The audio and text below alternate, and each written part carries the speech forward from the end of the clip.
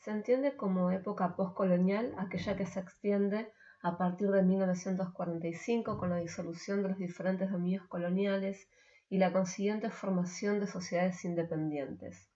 El giro postcolonial significó el reclamo de las minorías culturales por el reconocimiento de su identidad en diferentes partes del mundo, haciendo que los museos etnográficos tengan que revisar sus roles y objetivos. A partir de entonces, los museos adoptaron una serie de estrategias con el objetivo de cancelar, neutralizar o exponer críticamente sus raíces culturales. Si bien, como vimos en clases pasadas, los museos empiezan a surgir hacia el siglo XVIII, es en el siglo XIX cuando empieza a sentarse esta relación binómica entre museos y antropología como ciencia disciplinar. La selección natural, respaldada por la teoría de la evolución, justificó que los objetos etnográficos fuesen clasificados de la misma forma en la que se clasificaban los especímenes animales y vegetales.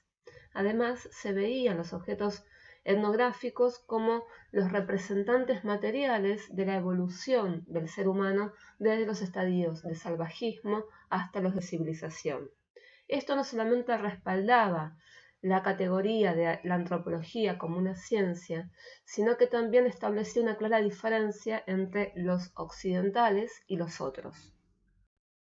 Desde mediados del siglo XIX especialmente, el desarrollo de la antropología como ciencia estuvo muy entrelazado con los museos. Por ejemplo, algunos de los principales nombres de la antropología de ese periodo, como Edward Taylor o Franz Boas, trabajaban también en museos, y una buena parte del desarrollo de la disciplina antropológica consistía en estudiar en los laboratorios de los museos aquellas recolecciones que se hacían en los trabajos de campo.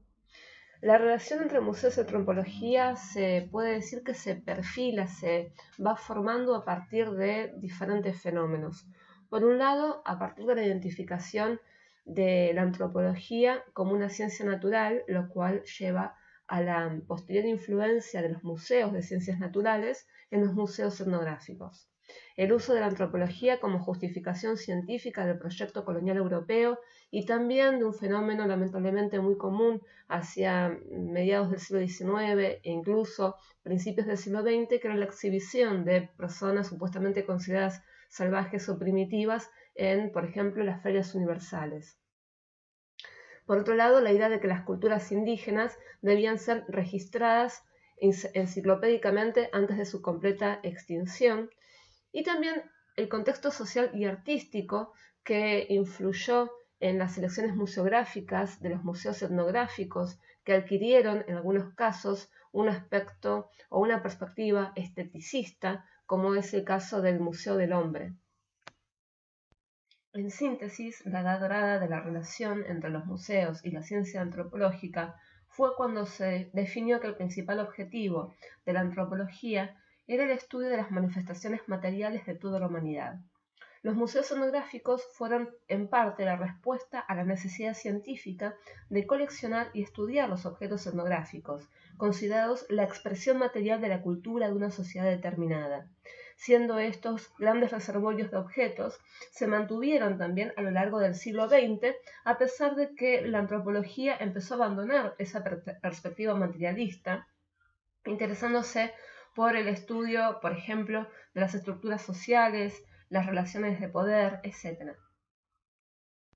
El traslado de las colecciones etnográficas del Museo del Hombre al futuro Museo Quebranly y también el cierre del Museo Nacional de Artes y Tradiciones Populares, que fueron dos instituciones museísticas que perfilaron las ciencias antropológicas en Francia, significó realmente un cambio de paradigma para esta ciencia.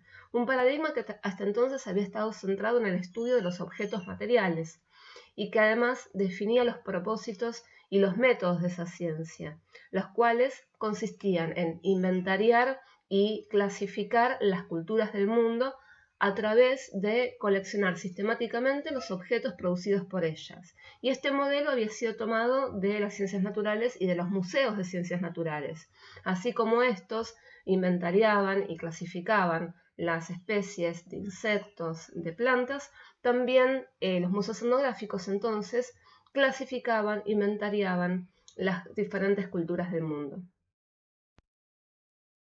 Este modelo tomado de las ciencias naturales está basado en dos presupuestos. Por un lado, que las culturas son unidades delimitadas y cerradas, y por el otro, que el número de culturas es limitado. Estas dos suposiciones fueron desafiadas en el siglo XX, surgiendo este cambio de paradigma al que nos referimos antes. En este nuevo paradigma, el antropólogo se vuelve una suerte de traductor que se encarga de traducir para la cultura de la cual él procede los modos de vida que aprendió estando insertado en la cultura de otros. Por lo tanto, en este cambio de paradigma, la antropología ya no es una ciencia de la otredad, sino que se basa en el conocimiento que surge de las relaciones entre mundos diferentes.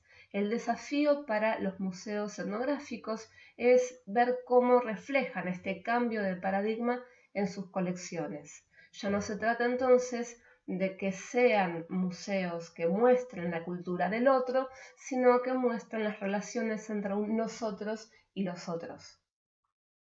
Los objetos etnográficos están inmersos en diferentes historias.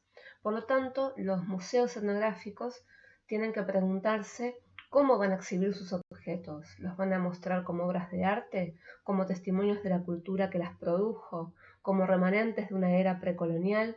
Estas aproximaciones por lo general coexisten en los museos que exhiben culturas no occidentales, pero lo cierto es que hacia 1920 empezó a predominar en la historia del arte una corriente que es el formalismo, que como su nombre lo indica, hacía hincapié en las formas, en el carácter formal de las obras de arte, y esto influenció en los museos etnográficos, algunos de los cuales adquirieron una perspectiva esteticista para sus exhibiciones. Es lo que pasó, por ejemplo, con los pabellones del Louvre, que mostraban arte no occidental.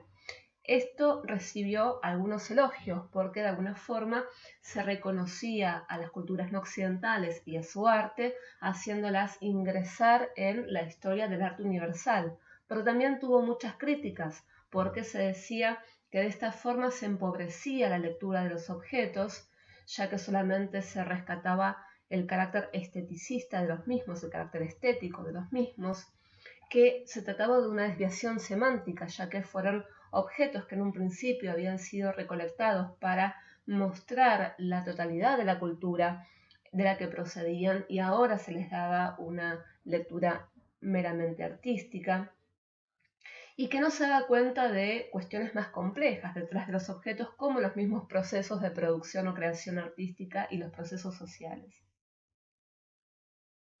Algunos autores concluyen con respecto a la situación actual de los museos etnográficos que estos no deben centrarse ya en sus colecciones, sino en el público, poniendo en el centro de la atención la reflexión. Estos tienen que hacer que el público se pregunte cosas como, por ejemplo, cómo fueron recolectados los objetos y por qué, cómo el turismo, por ejemplo, transformó las prácticas culturales, cuál es el efecto museo con respecto a cómo vemos las sociedades no occidentales, etc.